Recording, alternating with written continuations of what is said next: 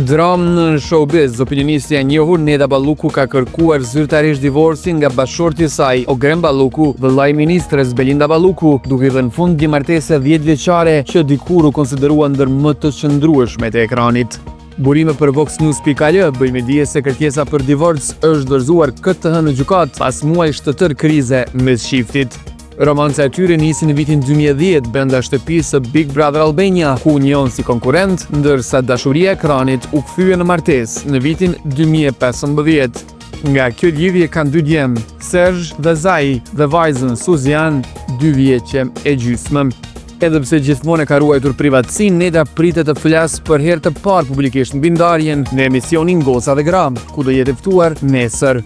Një fund i papritur për një histori që nisi para syve të publikut dhe për shumë kënd ishte shembull i dashurisë që i rezistoi kohës.